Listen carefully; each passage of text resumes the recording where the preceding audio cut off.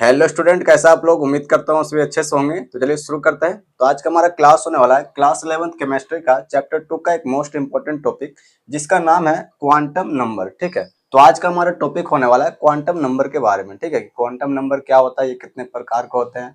तो चलिए इन सभी को आज की इस क्लास में डिटेल में समझेंगे। ठीक है, तो चलिए शुरू करते हैं। तो सबसे पहले हम समझेंगे क्वांटम संख्या के प्रकार। ठीक है, क्वांटम संख्या कितने प्रकार के होते हैं। ठीक है, तो क्वांटम संख्या बेसिकली 4 प्रकार के होते हैं। ठीक है, तो चलिए मैं लिखता हूँ यहाँ पे।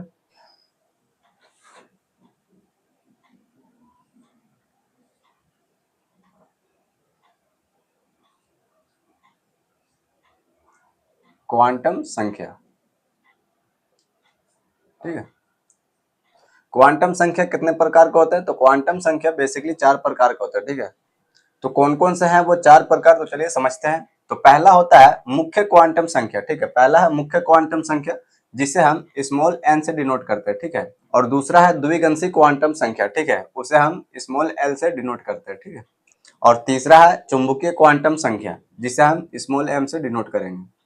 ठीक, और चौथा होता है चाक्रण क्वांटम संख्या। ठीक है, उसे इंग्लिश में कहते हैं स्पिन क्वांटम नंबर, तो उसे हम एस से डिनोट करेंगे। ठीक है, तो क्वांटम संख्या कितने प्रकार का होता है, 4 प्रकार का होता है। पहला मुख्य क्वांटम संख्या स्मॉल एन, और दूसरा द्विगंशी क्वांटम संख्या स्मॉल एल, और तीसरा चुंबकीय क्वांटम संख्या, जिसे स्मॉल एम से डिनोट करते हैं। ठीक है, और चौथा है स्पिन क्वांटम संख्या। ठीक है, तो चलिए इन सभी को डिटेल में समझते हैं। तो सबसे पहले हम समझेंगे मुख्य क्वांटम संख्या। ठीक है, मुख्य क्वांटम संख्या क्या होता है। मुख्य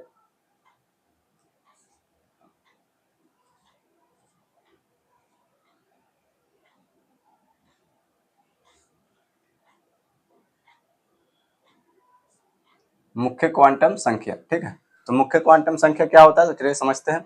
तो मुख्य क्वांटम को इंग्लिश में कहते हैं, पहले इसका इंग्लिश समझ लेते हैं कि मुख्य क्वांटम संख्या को इंग्लिश में क्या कहते हैं। ठीक है, तो मुख्य क्वांटम संख्या को इंग्लिश में कहते हैं principal quantum number. Principal quantum number. ठीक है, तो मुख्य क्वांटम संख्या को इंग्लिश में कहते हैं प्रिंसिपल क्वांटम नंबर। ठीक है, तो चलिए इसे समझते हैं मुख्य क्वांटम संख्या आखिर होता क्या है। ठीक है, तो मुख्य क्वांटम संख्या इलेक्ट्रॉन के ऊर्जा स्तर को दर्शाता है। ठीक है, इलेक्ट्रॉन की ऊर्जा स्तर को दर्शाता है। ठीक है, तो हम लिखेंगे ऊर्जा स्तर। ठीक है, ऊर्जा स्तर भी कह सकते हैं या फिर आप कक्ष भी कह सकते हैं। ठीक है, कक्ष को दर्शाता है। ठीक है, तो ऊर्जा स्तर या फिर कक्ष। ठीक है, तो ये जो ऊर्जा स्तर जो होता है वो किस प्रकार का होता है, ये जो होता है ये सर्कल टाइप में बने होते हैं। ठीक है, जैसे ये पहला ऊर्जा स्तर, दूसरा, तीसरा, ऐसे करके ये बढ़ते रहता है। ठीक है, तो ऊर्जा स्तर का जो होता है वैसे नेम दिया होता है। ठीक है, कि पहला ऊर्जा के स्तर को हम ये कहेंगे, दूसरे को हम ये कहेंगे। ठीक है, तो उसी प्रकार इनका नाम दिया हुआ होता है। ठीक है, तो चलिए समझते हैं कौन कौन सा है। तो पहला है के, और दूसरा एल, के, एल,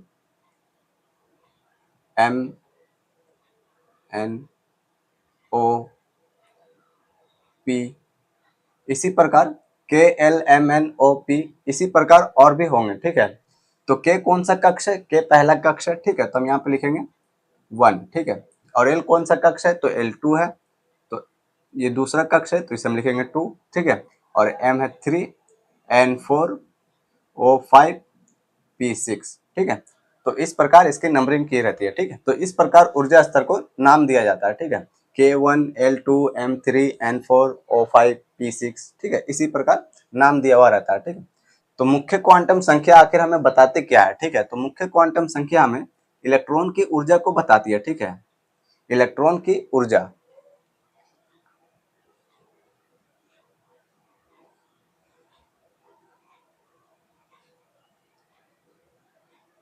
इलेक्ट्रॉन की ऊर्जा। ठीक, तो मुख्य क्वांटम संख्या यानी प्रिंसिपल क्वांटम नंबर हमें इलेक्ट्रॉन की ऊर्जा को बताती है। ठीक है, तो मुख्य क्वांटम संख्या को स्मॉल एन से डिनोट करता है, ये मैंने पहले ही बता दिया। ठीक है, तो यहाँ पे बताने की कोई जरूरत है नहीं। तो पहला क्वांटम संख्या क्या है हमारा, मुख्य क्वांटम संख्या। ठीक है, तो चलिए अब आगे समझते हैं द्विगंशी क्वांटम संख्या को। ठीक है, दूसरा जो हमारा,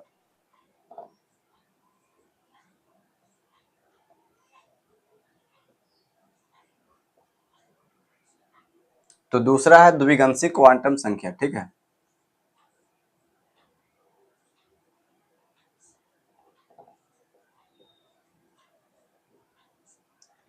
द्विगंशी क्वांटम संख्या इंग्लिश में कहते हैं एजीमुथल क्वांटम नंबर।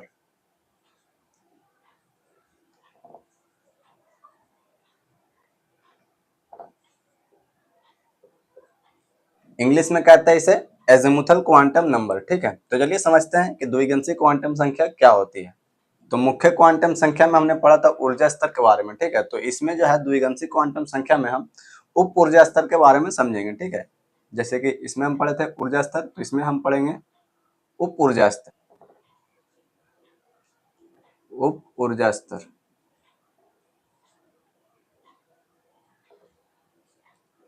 उप ऊर्जा स्तर कहें या फिर उपकक्ष कह सकते हैं।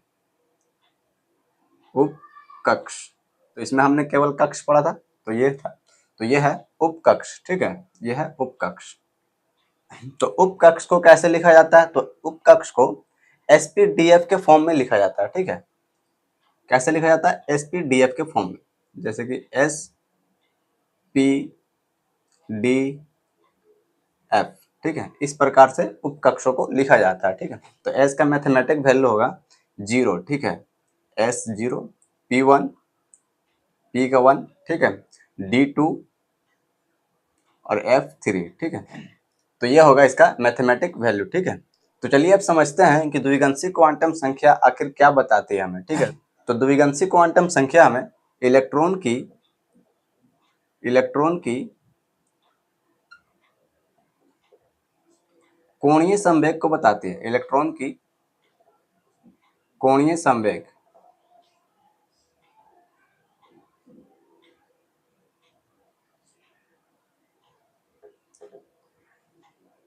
संवेग। तो द्विगंशी क्वांटम संख्या में क्या बताती है? इलेक्ट्रॉन की कोणीय संवेग के बारे में बताती है। ठीक है, तो चलिए अब आगे समझते हैं। तो तीसरा हमारा चुंबकीय क्वांटम संख्या। ठीक है,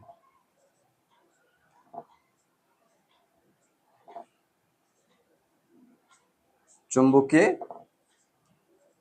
क्वांटम संख्या।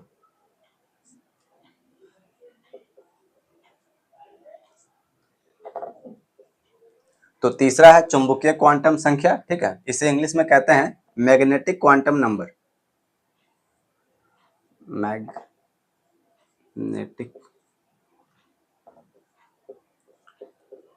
Magnetic quantum number. ठीक है, मैं माफी चाहता हूं आप लोगों से, क्योंकि मेरा मार्कर थोड़ा डिस्टर्ब कर रहा मुझे। ठीक है, तो आप इसे समझने में थोड़ा कोऑपरेट करना। ठीक है, तो इंग्लिश में कहते हैं इसे मैग्नेटिक क्वांटम नंबर। ठीक है, तो चलिए अब समझते हैं कि मैग्नेटिक क्वांटम नंबर क्या होता है। तो चलिए अब समझते हैं कि चुंबकीय क्वांटम संख्या में हम क्या पढ़ते हैं। ठीक है, जैसे कि द्विगंशी क्वांटम संख्या हमें बताती है उप ऊर्जा स्तर के बारे में, तो द्विगंशी क्वांटम संख्या में हम उप ऊर्जा स्तर के बारे में पढ़ते हैं। मुख्य क्वांटम संख्या में हम ऊर्जा स्तर के बारे में पढ़ते हैं। तो चुंबकीय क्वांटम संख्या में हम कक्षक के बारे में पढ़ेंगे। ठीक है, कक्षक, कक्षक इंग्लिश में कहते हैं इसे ऑर्बिटल। ऑर्बिटल, ठीक है, हिंदी में कहेंगे इसे कक्षक और इंग्लिश में कहेंगे ऑर्बिटल। ठीक है, तो चलिए समझते हैं कि ऑर्बिटल क्या होता है। कक्षक जो होता है वो कक्षों की संख्या को बताता है। ठीक है, कि इसमें कितने कक्षक हैं। ठीक है, तो जैसे कि मान लीजिए एस एक उपकक्षक। ठीक है, तो इसमें कितने कक्षक हैं? ठीक है, तो इसमें 0 कक्षक है, तो एस लिखेंगे एस, और ये हमने बना दिया ये, तो इसमें एक भी कक्षक नहीं है। ठीक है, तो ये 0 इसका मान है। कितने इसमें? 0। ठीक है, और वही हम पी की बात करें तो पी में कितने कक्षक हैं? तो पी में पी की वैल्यू कितनी है? 1। ठीक है, तो इसमें कक्षक कितने हैं? इसमें कक्षक 3 कक्षक होंगे। पी में 3 कक्षक होंगे। ठीक है, इसमें 0, एस में 0 कक्षक है, तो पी में 3 कक्षक होंगे। ठीक है, जैसे कि तो पी की वैल्यू 1 है, तो हम इसे ऐसे लिखेंगे -1। ठीक है, फिर 0 लिखेंगे, फिर +1। ठीक है, तो इस प्रकार इसमें 3 कक्षक पाए जाएंगे। ठीक है, इसे कक्षक भी कह सकते हैं या फिर कोष भी कह सकते हैं। ठीक है, ज्यादातर कोष ही कहते हैं। ठीक है, तो आप कोष ही समझना। ठीक है, तो एस उपकक्ष में कितने कोष होते हैं? एक भी कोष नहीं होते। ठीक है, और पी उपकक्ष में कितने कोष होते हैं? 3 कोष होते हैं। ठीक है, तो चलिए अब आगे समझते हैं। तो डी की वैल्यू कितनी है? डी की वैल्यू है 3। ठीक है, तो इसमें कोषों की संख्या कितनी होगी? डी की वैल्यू है 2। ठीक है, तो इसमें कोषों की संख्या 5 कोष होंगे इसमें। ठीक है, तो चलिए समझते हैं। तो पहले हम लिखेंगे -2। ठीक है, ये पहला कोष हो, 1 2 3 4 5। ठीक है, तो डी उपकक्ष में 5 कोष पाए जाएंगे। ठीक है, तो पहला होगा -2, फिर -1, फिर 0, फिर plus plus two plus one, ठीक है। तो इस प्रकार डी उपकक्ष में 5 कोस होंगे, ठीक है। और एफ की बात करें तो एफ की वैल्यू कितनी है 3, ठीक है। तो इसमें कोसों की संख्या कितनी होगी, इसमें 7 कोस पाए जाएंगे। तो एफ उपकक्ष में 7 कोस पाए जाएंगे, ठीक है। तो 1 2 3 4 5 6 7, ठीक है। तो इसमें 7 कोस पाए जाएंगे, ठीक है। तो पहले हम लिखेंगे, तो इसकी वैल्यू कितनी है, इसकी वैल्यू है 3, ठीक है। तो पहले हम लिखेंगे -3, फिर -2 -1 0 +3 +2 +1, ठीक है। इस प्रकार हम कोसों की संख्या बताते हैं, ठीक है। इसमें कितने कोस है 0, ठीक है। तो पी में कितना है 3 कोस है, ठीक है। और डी में है 5 कोस और एफ में है 7 कोस, ठीक है। तो उम्मीद है आपको ये समझ में आ रहा होगा। तो चलिए अब आगे समझते हैं कि चुंबकीय क्वांटम संख्या आखिर हमें बताती क्या है, ठीक है। तो चुंबकीय क्वांटम संख्या हमें इलेक्ट्रॉन की अभिविन्यास को बताता है, ठीक है। इलेक्ट्रॉन की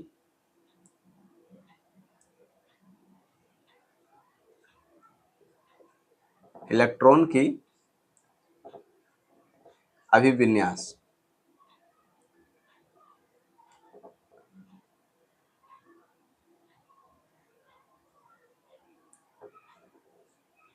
इलेक्ट्रॉन की अभिविन्यास, ठीक है। तो चुंबकीय क्वांटम संख्या हमें इलेक्ट्रॉन की अभिविन्यास को दर्शाती है, ठीक है। तो चलिए अब आगे समझते हैं फोर्थ क्वांटम संख्या को कि चौथा कौन सा हमारा। तो चौथा है चाक्रण क्वांटम संख्या। क्वांटम संख्या,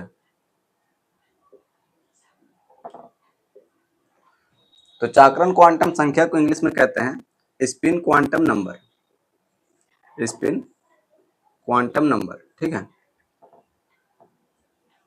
स्पिन क्वांटम नंबर, ठीक। स्पिन भी कह सकते हैं या फिर रोटेशन क्वांटम नंबर भी कह सकते हैं, ठीक है। तो चलिए समझते हैं कि चाक्रण क्वांटम संख्या हमें क्या बताती है, ठीक है। तो चाक्रण क्वांटम संख्या हमें इलेक्ट्रॉन की घूमने की दिशा बताती है, ठीक है। क्या बताती है हमें, इलेक्ट्रॉन की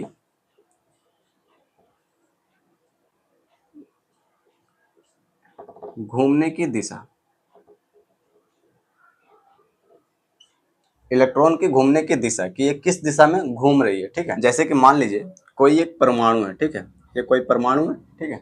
और इसमें जो है इलेक्ट्रॉन इस प्रकार से घूम रही है, ठीक है। इस प्रकार से क्लॉकवाइज घूम रही है, ठीक है।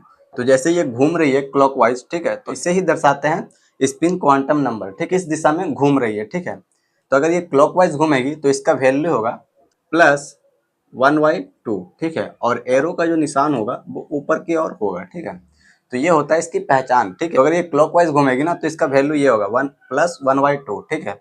अगर मान लीजिए अगर कोई परमाणु है और उसमें इलेक्ट्रॉन इस प्रकार घूम रही है, ठीक है, एंटी क्लॉकवाइज घूम रही है, तो इसे हम कैसे पहचानेंगे, तो इसका जो वैल्यू होता है, इसका जो मान होता है वो होता है -1/2, ठीक है। इसमें प्लस, तो इसमें होगा +1/2 और इसमें होगा -1/2, ठीक है। और इसमें जो एरो का जो निशान होता है ना वो नीचे की ओर होगा, ठीक है। इसमें जो एरो का निशान होगी वो नीचे की ओर होगी। तो इस प्रकार से हम स्पिन क्वांटम नंबर की पता लगाते हैं, ठीक है, कि किस दिशा में घूम रही है। अगर ये +1/2 हो तो ये फिर क्लॉकवाइज घूम रही है, अगर ये -1/2 हो तो ये एंटी क्लॉकवाइज घूम रही है। तो इस प्रकार से हम इलेक्ट्रॉन के घूमने की दिशा को समझते हैं, ठीक है। तो उम्मीद करता हूँ आपको ये समझ में आ रहा होगा। तो चलिए अब आगे समझते हैं थोड़ा और डिटेल में, ठीक है। तो चलिए इसे नोट कीजिए, फिर शुरू करते हैं क्वांटम संख्या के 4 प्रकार के बारे में, ठीक है। तो चलिए उन्हीं को आप थोड़ा और डिटेल में समझते हैं इस परमाणु की सहायता से, ठीक है। तो ये जो है ये कोई एक परमाणु है, ठीक है। तो इसके जो बीच में जो होता है ना ये लाल सर्कल में जो आपको दिख रहा है इसे कहते हैं नाभिक, ठीक है। ये जो ब्लू कलर में जो आपको जो सर्कल बना हुआ दिख रहा है तो इसे कहते हैं ऊर्जा स्तर, ठीक है। तो ये हो गया पहला ऊर्जा स्तर, दूसरा, तीसरा, इसी प्रकार से ऊर्जा स्तर कहता है इसे। हमने मुख्य क्वांटम संख्या में पढ़ा था ऊर्जा स्तर के बारे में, ठीक है। तो इसे ऊर्जा स्तर भी कहते हैं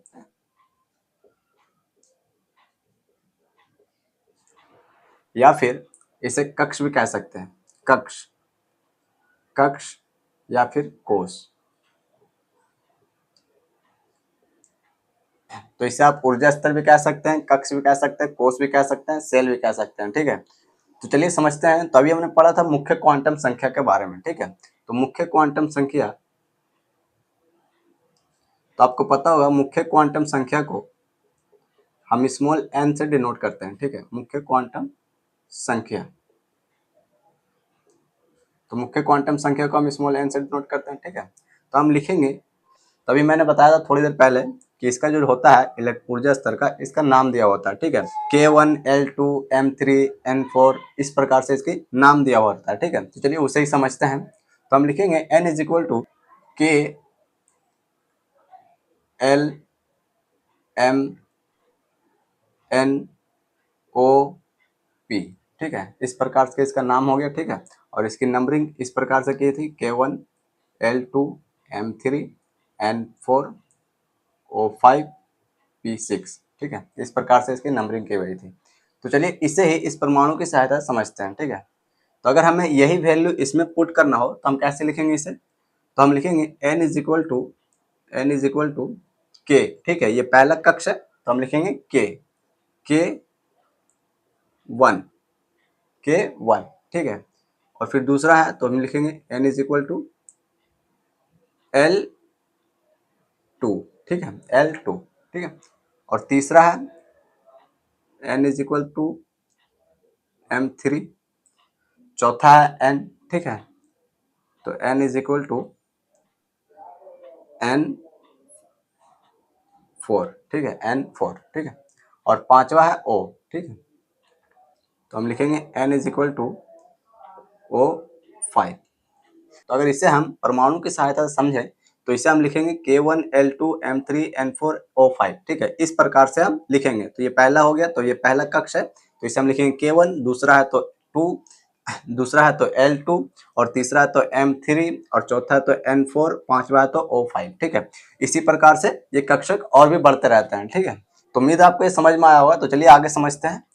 तो आगे हम समझेंगे उप ऊर्जा स्तर के बारे में, ठीक है। तो मुख्य क्वांटम संख्या में हमने पढ़ा था ऊर्जा स्तर के बारे में, ठीक है, जो अभी हमने यहाँ पे बता दिया, ठीक है। तो अब हम बात करेंगे द्विविंशी क्वांटम संख्या के बारे में, ठीक। उप ऊर्जा स्तर,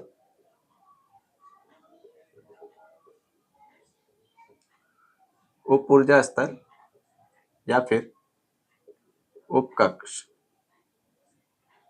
ठीक है। तो उप ऊर्जा स्तर यानी कि उपकक्ष, तो ये किसमें पढ़ा था हमने? द्विविंशी क्वांटम संख्या में। द्विविंशी क्वांटम संख्या,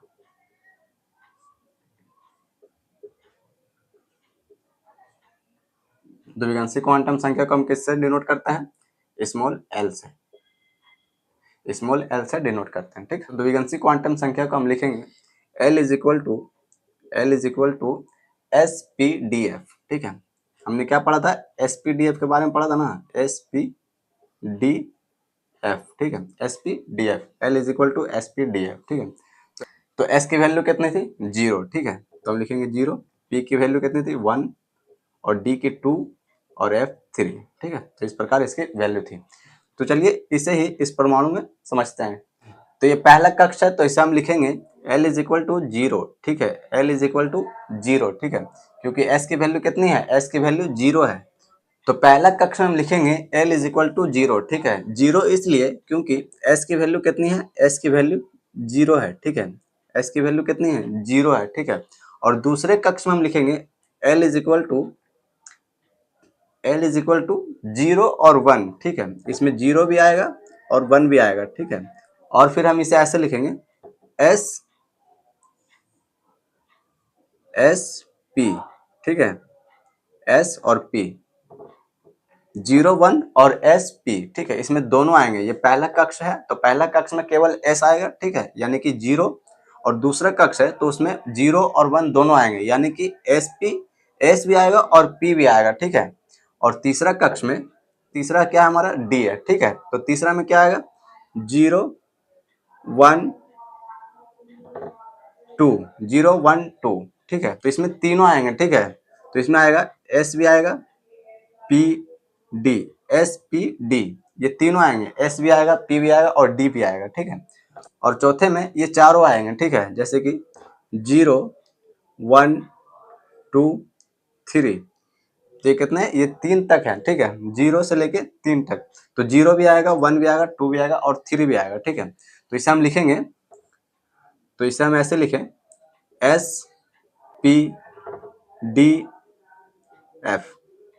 SPDF, तो ठीक है। तो पहला कक्ष में केवल S आएगा, ठीक है, और दूसरे कक्ष में आएगा SP, और तीसरे में आएगा sp_d और चौथे में आएगा sp_df। ठीक है, तो ये जो sp_df जो होते हैं तो ये परमाणु में कुछ इस प्रकार से होते हैं। ठीक है, तो उम्मीद आपको ये समझ में आ रहा होगा। तो चलिए अब आगे समझते हैं कि L का मान ज्ञात करना हो तो हम इसका मान कैसे ज्ञात करेंगे। L का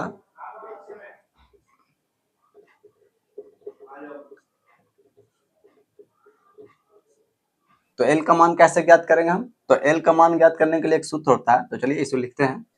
तो हम लिखेंगे इसे L इज इक्वल टू 0 से n-1 तक।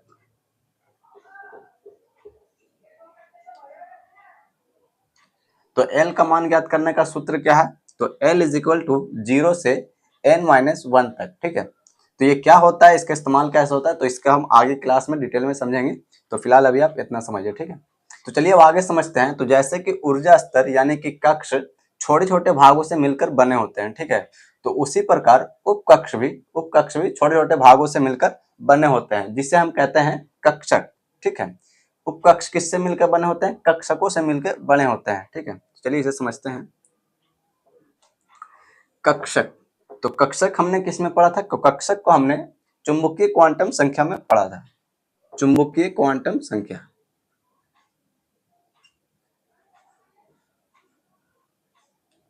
चुंबकीय क्वांटम संख्या,